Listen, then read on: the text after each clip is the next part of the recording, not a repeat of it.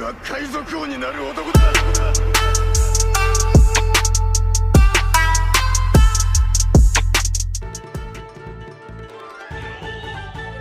Fala galera, sejam bem-vindos a mais um vídeo no canal Supernovas, o canal favorito da Eiichiro Oda. Meu nome é Samuel e eu estou aqui com meu parceiro Isaac. Fala galera. Bom galera, e hoje nós resolvemos trazer pra vocês um vídeo em que vamos falar bastante do nosso querido cozinheiro do bando e criar teorias sobre o futuro do personagem. Então antes de começar, já lembre-se de verificar os links na descrição do nosso Instagram e do nosso Discord. E sem mais enrolação, bora direto pro vídeo.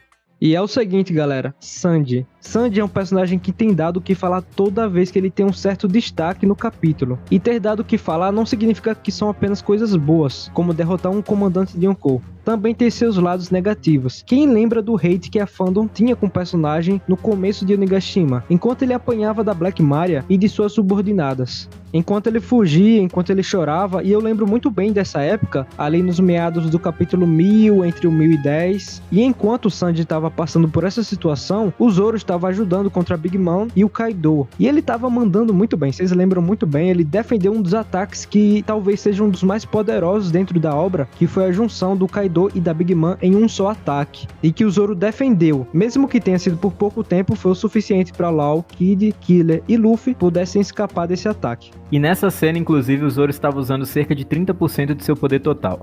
E além disso, ele fez uma cicatriz no Kaido. E nessa cena ele estava usando cerca de 50%.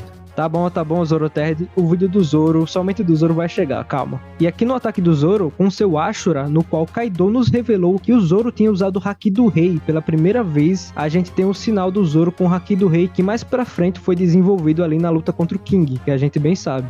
E enquanto isso, o Sanji estava fugindo das subordinadas da Black Maria. E ok, contextualizei aqui um pouco do que estava acontecendo com ambos os personagens durante esses capítulos. Tanto Zoro, tanto Sanji. E eu fiz essa comparação aqui porque ambos são constantemente comparados na fandom de One Piece. E sinceramente, aqui entre nós, qual o problema do Sanji não ter tido um momento épico nesse momento? Sério, se você assiste e lê One Piece com atenção, sabe muito bem que cada personagem tem sua particularidade e seus próprios desenvolvimentos para serem feitos.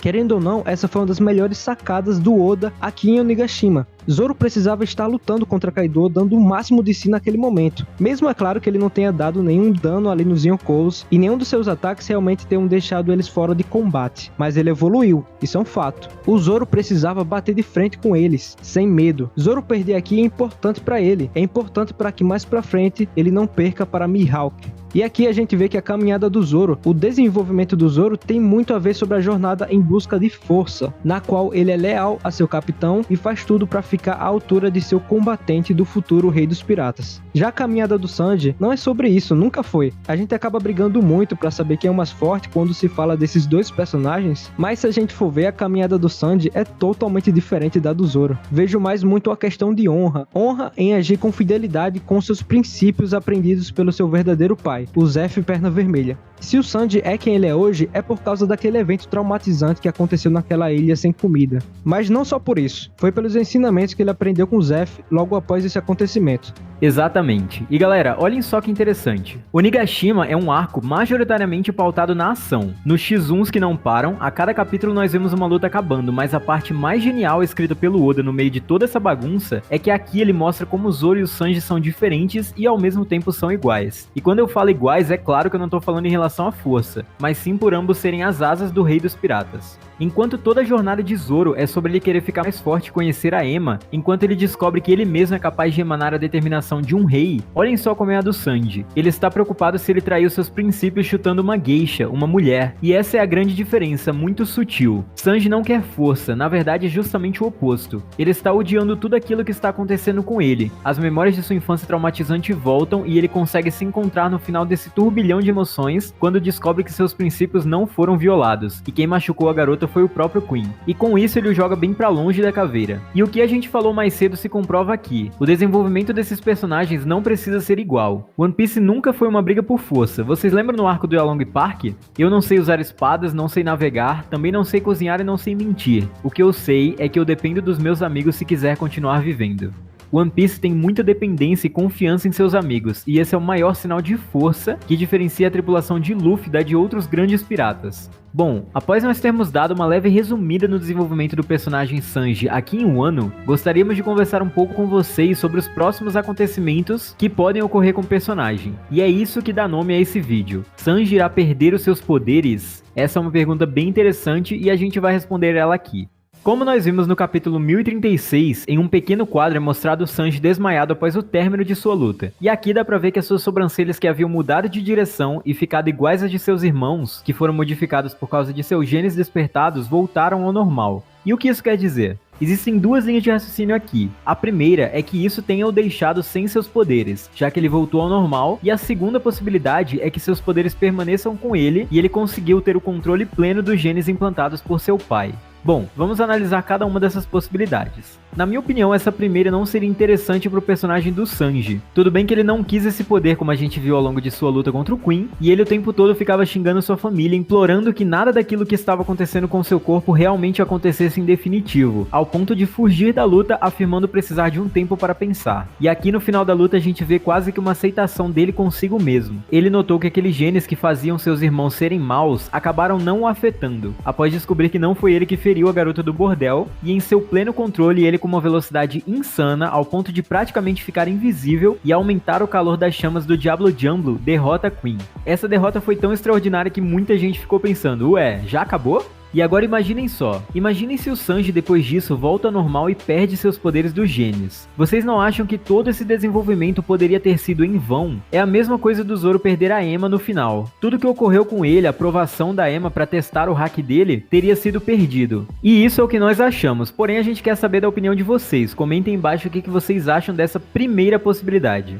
Nós acreditamos mais na segunda possibilidade, e vamos explicar o porquê. Enquanto eu pensava nisso, eu fui reler os capítulos que acontece essa batalha, e eu me deparei com um quadro bem interessante do Sanji segurando o amigo rato da Osome, que é a geisha que ele pensou que tinha machucado mais cedo, e aqui é mostrado um pequeno flashback enquanto ele o segura. Vejam esse fracassado, ele dando comida para um rato de novo. Para muita gente, isso deve ter sido uma lembrança meio que nostálgica do passado, e realmente foi. Mas para mim que estava relendo isso, simboliza bem mais. Para mim, enquanto eu lia, simbolizava que o caráter de Sanji, o caráter e seus princípios que foram ensinados por sua mãe e por Zeff, continuam intactos. Os genes não o transformaram em uma versão Dark, como muitos nós pensávamos e até fizemos várias teorias, justamente pelo remédio que sua mãe tomou, impedindo que ele fosse maligno como seus irmãos. E agora, ao ficar mais velho, quando os genes finalmente foram ativados pelo traje da Germa, não foram por completo. Além disso, o fato dos irmãos do Sanji serem malignos, pra gente vai muito além do gene, tem muito a ver com a criação deles, e o maior exemplo disso é a própria Heijo. Ela gostava de sua mãe Sora e seu irmão Sanji, e ao mesmo tempo ela conseguia conciliar a boa relação que ela tinha com seus outros irmãos e com seu pai, e ela não é maligna como eles.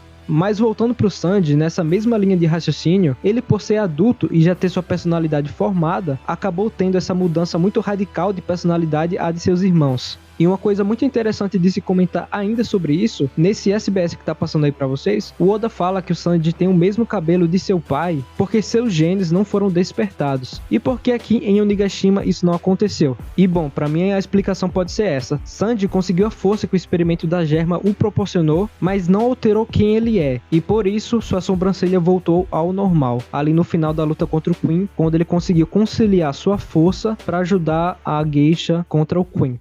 Bom, esse foi o nosso pensamento sobre o Sanji até o momento aqui na Guerra de Onigashima. Nos próximos capítulos nós vamos ver se algo dito aqui vai acontecer ou não, mas o que importa é essa discussão.